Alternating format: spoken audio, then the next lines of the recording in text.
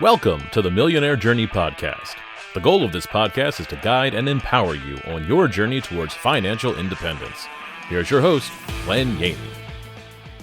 Today, my guest is Armand Violi, founder of MHPvalue.com. Welcome, Armand. Awesome. Glad to be here, Glenn. Long time coming. We've been talking about doing a podcast for a hot minute now, so I'm glad we're finally on yours first, but I got to get you in the studio too pretty soon. Yeah, Armand's somewhat of a local celebrity broker in the mobile home world. He honestly, I don't know anybody that besides, with his crew of brokers, they do the most transactions I've seen. And everybody I know in the mobile home world, they ask me, like, if they're up and coming, they'll be like, yeah, I know this one guy, Armand. And I was like, Really? Oh, you know Armand? Yeah, it's not a secret. At first I would be like, I can't tell people about Armand. He's sending me deals. Yeah. And it seems like everybody already knows who you are. So Yeah, I think because like I was lucky enough to get the MHP value domain. yes. To like maximize your mobile home park value. And then I also I'm the only guy who plasters his face kind of on every piece of marketing out there. So I think it's very easy brand recognition. And somewhat, do you still do the reality? The vlog? No, dude, I vlog? want to. Like now, because I've been growing a team, Yeah. there's not enough hours in the day. I'm sure you're used to that. Yeah. And it's like all day I'm behind on everything. So the media stuff kind of went on hold. And a lot of the vlogs and everything surprisingly actually led to more deal flow coming in.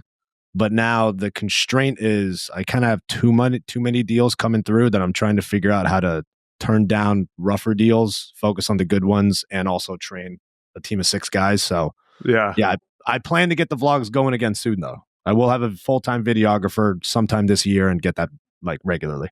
I think if anybody's listening, just turn on YouTube and look up Armand Violi, and it's very entertaining, and you learn a lot about the transaction process as well. Yeah. When I was listening, I watched a few of them. Yeah, and it's like real life for sure. definitely. So if you could tell us how you got into really real estate and later on brokering. Yeah. So for everyone listening, I've been brokering probably close to 5 years now. Now, personally, I've done about $150 million worth of transaction volume. The brokerage I'm with has done over $2 billion in the mobile home park space if you add up everyone from Other Street plus Enon's track record. I got into the industry like kind of a lot of real estate investors. I was a Grant Cardone fan. I'm like, I'm going to become a real estate syndicator. And I first thought, let me become a real estate agent. Obviously residential, not a lot of money. Yeah. Or there's a way to make a lot of money there, but not starting off. So I was trying to get a commercial real estate job. And when I was applying for leasing agent jobs, I was like, what's a real estate job I can get while still trying to broker real estate? Applied for a leasing agent at a mobile home park. Didn't even know I'm just like spam clicking on Indeed. Ended up being Enon Winker's mobile home parks regional manager was hiring a manager. And she's like, oh, you should totally talk to Enon. He has a commercial real estate brokerage. And I'm like, great, let me get in the game. Like I looked him up. He used to be a big multifamily broker. I'm like, I'm going to do exactly what I wanted to do. And then when I get there, he's like, oh yeah, we do trailer parks. And I'm like, Wah, wah, wah. yeah, what is that? And then basically, he kind of showed me the ropes, taught me, how the underwriting works, how it's similar to multifamily, but you have the different component of homes versus lot rents. The financing, everything's pretty much the same as multifamily in a lot of the ways of like running repairs and maintenance and management and everything. And then basically started cold calling, eating shit on the phones and getting rejected nonstop. Boom, boom, boom, built my way up, eventually understood the industry, got some deals under my belt. And then sort of broke off in branding because I felt like there's a lack of just kind of automation in the industry where you could, previously we would stay in touch with all of our potential clients through cold calls, more like relationship building calls. But at a certain point, my database got so big that there wasn't enough time in the day to try and follow up with these people through just like a quarterly call and everything because there's too many. So eventually I started incorporating text blast, email blast, and from there came MHP value branding, and then deal flow kind of exploded from there. Then now I have a team of 6 guys that I'm trying to coach up, but that's kind of the gist of how I got into the industry. So I think it comes across almost every person I know in the mobile home world, but it's the mobile home mobile home parks I didn't pick the mobile home park world. They picked me. It's kind of like That's what it seems like. as Yeah, every person never had an idea before they got into real estate it was going to be mobile home yeah, parks, you know? yeah. And I think that's like the hidden benefit of the industry because, Yeah. like, unlike multifamily, where it's a lot more, let's say, sophisticated and Yeah. competitive, while we still have greater disparities of like upside in a deal, yet there's less competition because let's say there's a high performing broker in a different asset class. They don't want to start doing trailer parks. So that gives us the advantages like either less experienced guys or just even if you're experienced, you have more opportunity for upside in the industry versus other asset classes that are kind of bought up, so to speak. What I can tell you about the experience aspect of it is when we have about 125 apartments and Yeah. I think it's like 475 mobile home pads. Yeah. And when we get an apartment complex, it's like night and day different, easier to Yeah. operate. Yeah. And it's like I think it's just like working out and like, you know, doing the hardcore training through mobile Yeah. home parks. And then you get an apartment and you're like, oh, this is so easy. Yeah. It's Like, like, it's like everyone in other asset classes, they have financials. yeah, They all refer to things as the same term. Like an interesting thing about mobile home parks is how, like, we call it lot rents, park on homes, and RTOs. You know, we all yeah, know that. But your yeah, mom and pop might just say, "Yeah, these are my rentals, and I got this person's renting the land." And like, you're kind of like doing a whole juggle of yeah. terms, and they don't have financials or they got a written down piece of paper. It's like, all right, this is great. Yeah. Our most recent one we had under contract, they were, the lady said, well, this is the rent roll. She said, well, Yeah, I go into the park every couple months and I walk out with between 150 and $200,000. And nice. we're like, can you put that on writing at least? Yeah, yeah, Can you tell me what each one pays you? yeah, And she's like, I can try. yeah. I was like, oh my God. Yeah, I've done that with listings where I've flown out to meet the seller and then I'd walk the park with her and I just literally jot down a rent roll as we go. Then I put it in Excel to try and make it look pretty. But Oh yeah, yeah. that seems to be a mobile home park specific skill. Yeah, so whenever I'm really wanting to learn about mobile home parks, it's literally if you talk to a good broker as like yourself, like whenever I sit down with you guys are like the real experts because it's like you hear like you're dealing with the guys that are super like sophisticated Yeah, investors, and then you have the guys that are just coming up, and then you have the guy that's been managing his mobile home park that he inherited 30 years ago yeah, and he's just holding on to it and it might be 50% vacant but he's yeah, still raking it in, you know? So yeah. it's always interesting when I talk to you guys because it's always, you know, you always have like a better outlook or a better way to do it because you've seen all different types, you know? Yeah, that's an interesting thing because I tell a lot of like obviously there's like Frank Rolf boot camp and the other Yeah. different ways that newer people learn how to get into the mobile home park industry. But it's very interesting how as a broker kind of in the marketplace, especially being in multiple different states, because I know some of the other street guys like Ben, for example, he's hyper focused on Florida, which is more Yeah. in line with your markets. Yep. But me doing more nationwide things, like I get to see the trends of where the industry is going before, let's say, you know, a lot of the educational platforms out there are. So it's interesting what people think market value is for things, how people should value park on homes, how people should value these rents, that rents and stuff in these different markets and how they could pro forma out. Like it's drastically like a lot of people are like 2 years behind reality when it comes to underwriting or valuing certain parks. So why uh I don't know if this why don't you think mobile home parks are being developed more? I think it's the city municipalities. I know, like, I don't know exact stats though. Like, this is something that's thrown around a lot, but people talk about how mobile home parks are tax revenue losses for cities Mhm. because let's say you're providing public schooling for, let's say there's a family of four with two kids. They're getting X amount of tax revenue off of their parents that are probably lower income wage people. They don't get full property tax values for the whole structure because it's just a park on home that, let's be real, 80% of the time aren't even registered with a title Yeah. paying taxes. Yeah. And then the land value, it's less than, let's say, that land value would be if there was like a full like apartment building or if it's a bunch of single family houses. So I think the tax revenue loss is one component of it.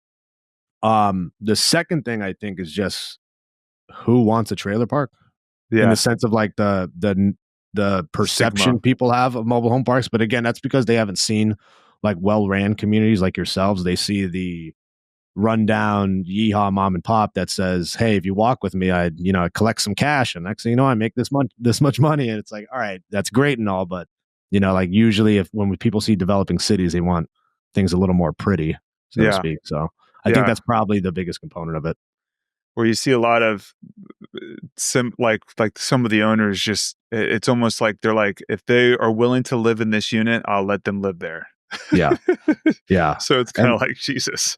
Yeah. And I always wonder too if mobile home parks are ultimately going to be like the solution to affordable housing. Like right now, it definitely isn't, probably for the next 10, 15 years. But the one thing about mobile home parks, it is very low density.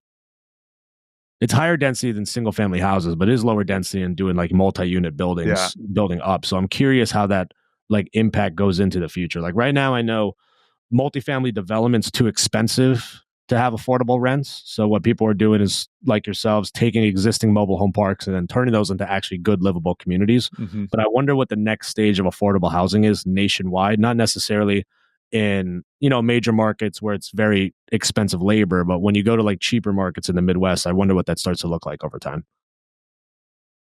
Yeah, definitely. And I think that I guess they're working on some. I was at the mobile home SECO mobile home conference. Yeah, and they're offering.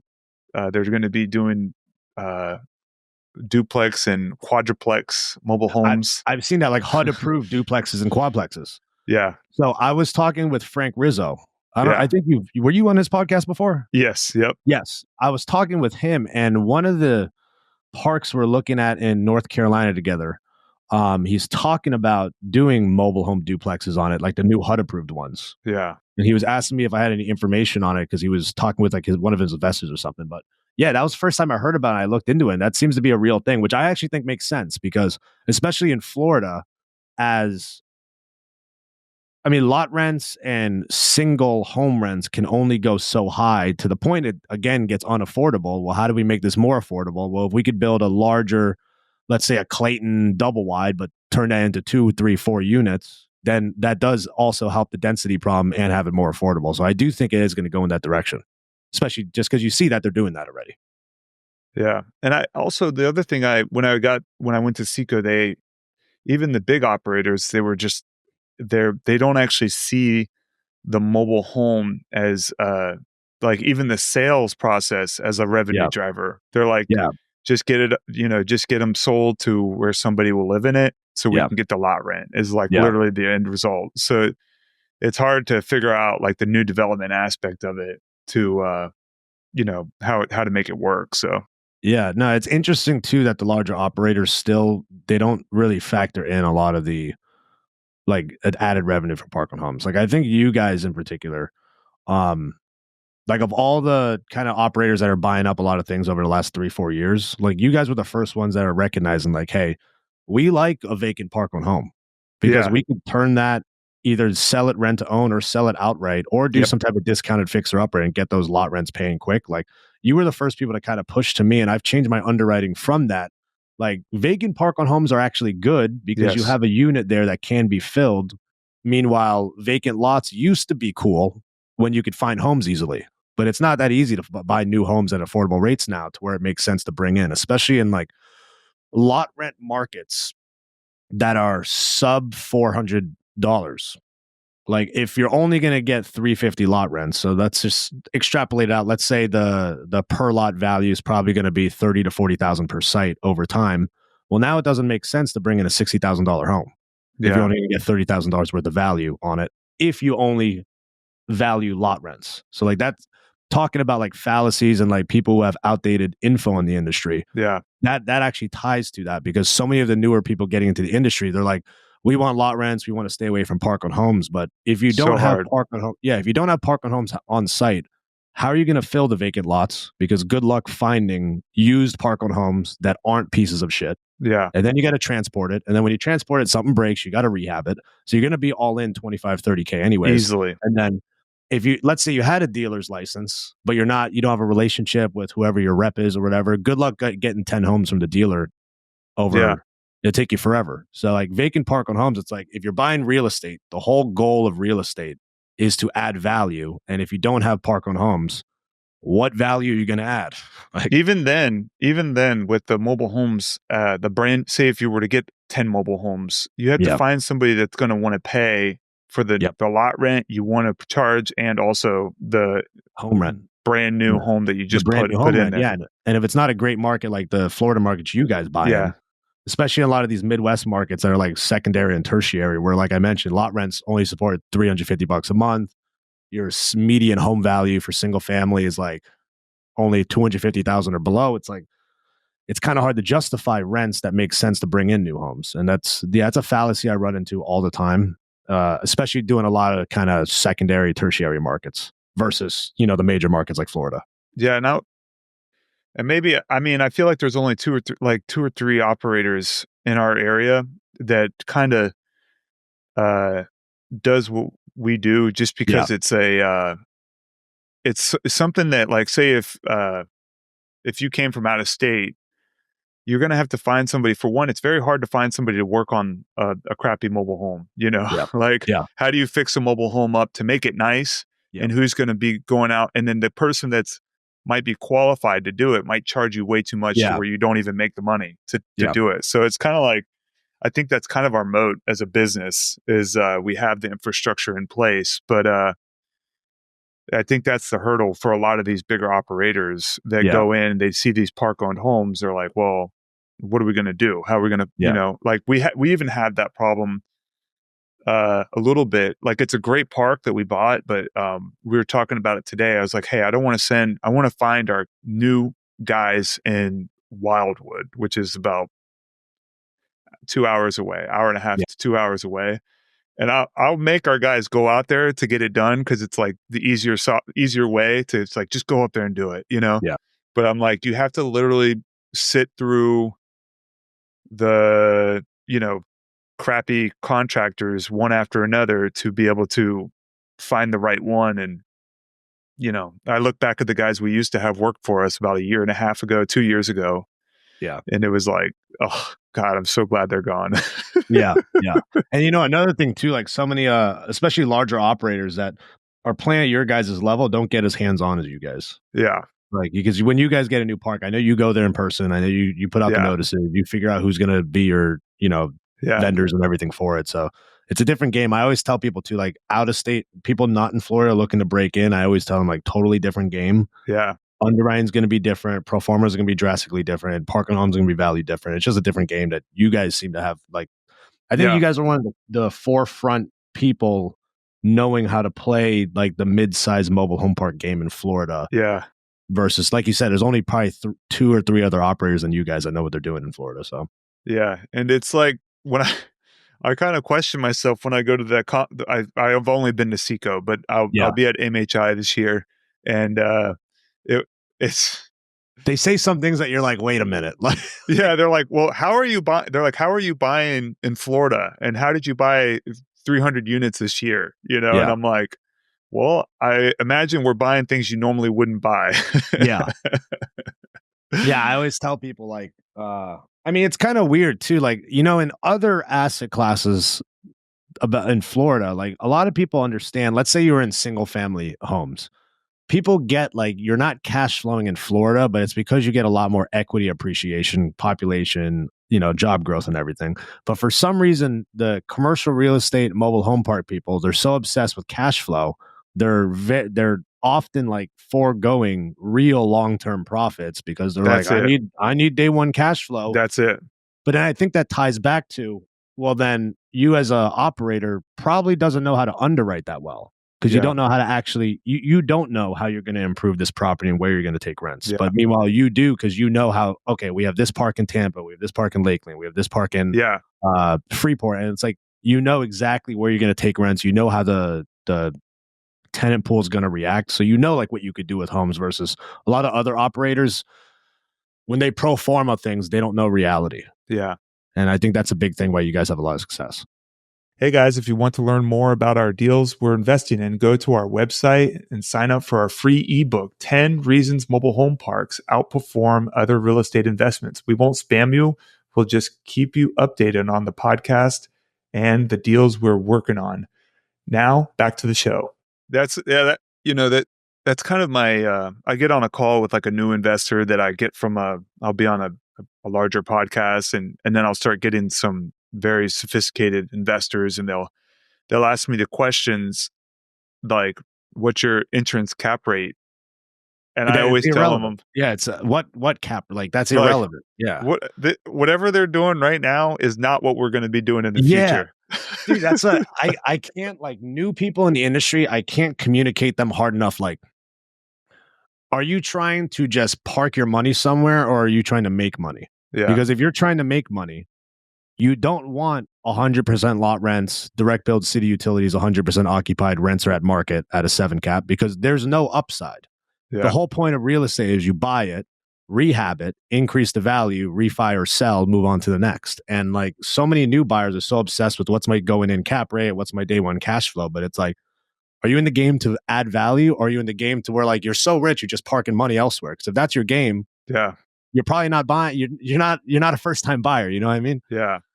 Yeah. Yeah. It's definitely, there's some definitely learning curves, and you've experienced it with us as we try to list a few of our parks. But these, at first, what I'll also say for the new investor is park owned homes is, I don't know if it's a losing battle everywhere, but I would say it's a losing battle for the age of homes that we're buying. And it's like, now that I've seen the light, I've almost been like, how do we not own any mobile homes on this park? And let's get stabilized. Yeah, like, I feel like the pre-HUD homes, it's like, yeah, you're just riding them till the wheels fall off, or you're trying to just kick the can over to the tenant, and then eventually that tenant's going to just let the home go bad either. Then eventually you have to replace those homes at a certain point, or just spend so much money on rehabs that it kind of gets a little crazy. Yeah, we have a few good guys that I've actually gotten to the point where we would be like, okay, we're going to only spend $5,000 on this trailer, and we'll make 15,000 or 20,000 or something crazy on it. And I've gotten to the point where if I was to streamline this, or if I were to have like somebody else come in behind me as a construction manager, are they going to know, do you spend 5,000 or 10,000? And then it gets to a point where it's like, how do we systematically do this to be like, all right, these subfloors, they're soft, got to go. We're not going to try to spare some of them or whatever. So we kind of go in and do them right. And what ends up happening is you get a way better resident, and you're able to get the higher rents, and they care more about the place because they didn't get it as crap, or the other thing that we ran into is like, sometimes you do like a what we call as a wholesale deal, where we sell the mobile home as is, like, here, take it for $5,000. You can have free this lot rent, you could fix it up, something like that. Exactly. We did that with a couple parks, and it worked out. But what I'll tell you is you end up paying for it in other areas, as in like construction debris everywhere all the time, and then you have code violations, and I would say that I would say towards the end of a transact, like maybe towards the end of it, they can actually see like, this is a nice mobile home park. But if you start like selling them off wholesale, it turns into a shit show real quick. Yeah. And you don't know who's moving. Like, we've had in the past, we had people move in and fix up the exterior because we told them they had to fix up the exterior, but then they move in with it as studs, and then we end up evicting the person, and all it is studs on the inside, like nothing's done, and you're like, oh my god, this is not the resident. This is not the resident we need. What are you guys looking at bringing in new homes and stuff now, like, as things have gone on, or are you still more so we haven't figured out that part yet. I really don't understand how people do it, to be honest. And I know that you can, but I know, like, if you have a dealer's license and relationship with the manufacturer, like, they'll finance the homes to you with only 5 or 10% down on like 5-year notes. I know that. So that kind of helps burden the cost of the home, I guess. Yeah, maybe I'll learn at MHI or something because Yeah. right. I think it's because our parks are too small as well. Yeah. I think you have to be in a bigger park area to be able to Yeah. make the numbers work. But with what we have, we might bring some homes in, but it's not we have one park that we might think about bringing some in, and Yeah. I just got my dealer's license and everything, so Nice. we'll look into getting that done. It's right next to the Villages. It's Wildwood. Oh, So okay. it's Yeah. like Yeah. No one up it's the there. type of area that might actually support like Yeah. high, sale price and everything. Yeah. But and it'll obviously bring up the value of the park. But definitely haven't figured that aspect out yet. So Yeah. So what are you guys working on right now? Like I notice you and Garrett seem to be doing a lot of like marketing push online. I don't we always are we're always looking for deals. I think it's the way we structure deals in the future might be different. Yeah. I think it's easier. So I'll tell you the biggest problem with our model is that we buy small parks. Obviously, that's why the bigger operators don't buy what we're buying. It's because it's very hard to manage, and we have kind of the system in place to manage it. But the problem with is the capital. Yeah. And so if you buy like a 10-unit park, it's not gonna. If you have a septic tank, you're going to be losing money for the next, you're going to have to make up that cost for like 2 years or whatever. It could be something like that. And my thinking is that we create somewhat of a fund and just go out and buy like, I don't know, 150 units, but it could be like between 5 parks or something like that. Yeah, because you could have blended returns over the fund rather than all of it stuck with one deal. Here's your returns on that one deal. Even if that same investor's on multiple of your deals, they're still looking at a deal per deal basis, right? Yeah. And the good thing about the fund is it actually, some people would say you want to create a fund. This is the argument, okay, I will say from like a limited partner. You want to create a fund so you just have like a free reign of just going out and buying whatever you want. But if you think about it, the operator doesn't make any money until the limited partner actually starts making money. There might be acquisition fees and stuff like that, but it's pretty much rolled into the deal. And I would say that my theory behind that is just that it spreads. Okay, so we're buying parks for I feel like a cheap.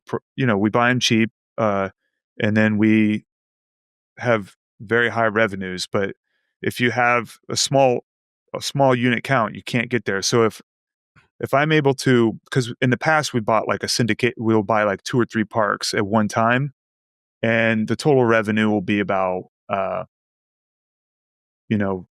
40 to 50. We'll say it's like for 50 units, it'd be about 30 to 40,000. Yeah. But if we were to say, look, if we raise between 3 to 5 million, and say last year we raised 3 to 5 million, and that 3 to 5 million, I think got us 300 units. Yeah. So if we just did that same thing, we're like, okay, we're going to raise 3 million to buy the next year of parks. Yeah. Instead of having these siloed budgets that if one park doesn't do as good, it will have it's kind of left on its own. Yeah. We could have like we'll say 5, like I said, 5 to 7 parks that we buy, and they will kind of feed into each other. And I think that's really the solution for what we got going on. Yeah, and it's safer for the LPs too, because definitely like they have blended returns too, protecting them in case one of the 4 assets they're invested in is underperforming. So yeah, and I think also for the investor, they would like say somebody that gives us $100,000. I think that they would, if you said, hey, would you like to give us 100,000 for one park, or would you like to give us 100,000 for 7 parks? They would say, let's do 7. Yeah. It also gives you buying power. So one of the some of the other like really large funds that I've dealt with in the past, like I can't name drop, but I had a few like private conversations with a couple of like their acquisition guys, and they were telling me like, because I was wondering too when I was newer, like how are you affording to buy this at a 2 cap?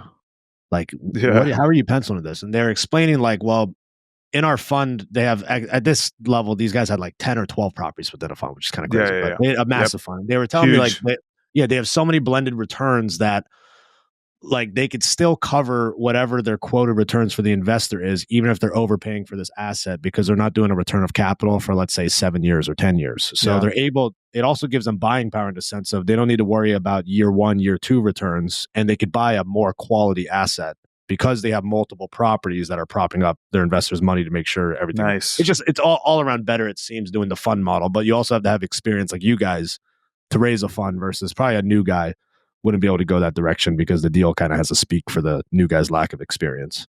Yeah. So the way it obviously kind of all makes sense, but the way I thought about it is like, we just started this year, we actually accumulated about 108 units on our own between me and my 2 other partners. And really when we were buying those parks, it turned into where you had to come to buy Rome Ave, the one that it's one of our best purchases. It was like all we had to do is come up with the down payment. Yeah. So then the rest we could figure out as we went because we had a little bit of cash flow behind us to pay for it.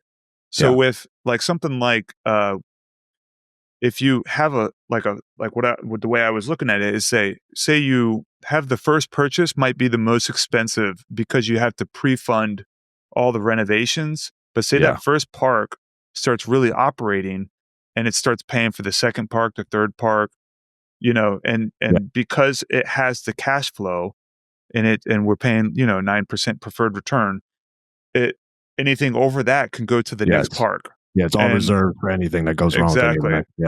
So if there's any shortfall or if there's like an unexpected expense that comes up, it turns into, okay, well then now we have this park that's doing very well to pay for the expense to make it only a blip on the radar, but if it's like a 50 unit park and then a $40,000 unexpected drain field shows up, then you're like, oh, that was, that one hurts, so it's one of those things that, I guess you learn from experience. And I think also with our background and experience is that you wouldn't be able to like, if it was your first day trying to raise money, I don't think you'd be able to raise like a blind fund of, finding deals. But I think with us, we have some investors that are, they trust in what we're doing, and that's why we want to do it. So, yeah, I think you guys are the best operators in Florida of all the groups that are especially specializing in Florida. I always tell everyone like, you and Garrett really know what you got. You guys know the actual Florida market more so than almost anyone out there. The exception of maybe 2 or 3 different guys that are also at the same level. We're on the same deals. There's guys, literally, it's like, we get a deal in Florida. It's like, all right, we're gonna call Garrett and Glenn first, and then we'll see the other guys.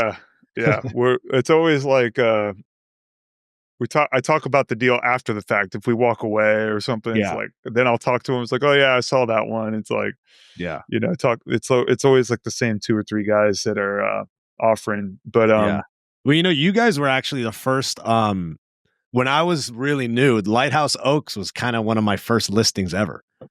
I think that was my first like signed listing I had signed. Because before that, I think I did like 4 or 5 deals, but it was kind of those where I'm newer. I found the buyer and seller. They kind of took it from there and then paid a fee. Yeah. But that was my first, like, I got a listing signed. It was funny just to talk about how much the Florida markets changed. Couldn't sell that one. Yeah, that 19 sites at $500K, so 20,000 a site, a little over 24,000 a site. Cheaper than dirt for sure. Cheaper, yeah, no one would even bat an eye at that. Like fucking everyone hated it. I was like, "There's no way this is gonna sell. It's such a piece of junk." And now it's like, if I found that at $500K, like no question it would move, even if it was in its same worst condition. You guys have turned that thing totally around. I mean, it looks like a whole different place. Like when I drove through it last. So it's still a work in the making, and I would say everybody always says that. They're like, like, this is a great park. How did you, like, we'll talk to the banks and stuff. They're like, how did you get it for so cheap? It's like, well, you didn't see it beforehand. I couldn't tell you that. I mean, that was like a war zone before you guys bought it. 100% like war zone. New roads, that building in the front's torn out. Herds of cats everywhere. Yeah. just smelled like cat poop, that park.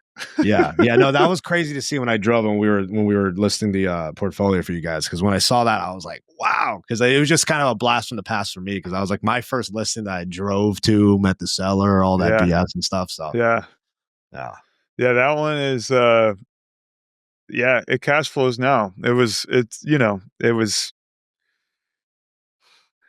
you learn from those, but at the same time, it's like, glad we didn't, if we knew what we knew now, maybe we wouldn't have bought it at the time, you know, but it's like at this, we it ended up being okay. And actually we'd probably be glad to buy it again, but it's, I think that one turned out right. At 24K a site, it's kind of, with homes on site, it's kind of hard to mess it up. Like, I think he's goodbye. It's close to, that one's I think we're about to pull about 7,000 or 8,000 out of it, which would be pretty sweet. So that's cool. So, where can people find you? MHPvalue.com. You could see all my contact info on there, but Armand at MHPvalue.com too works.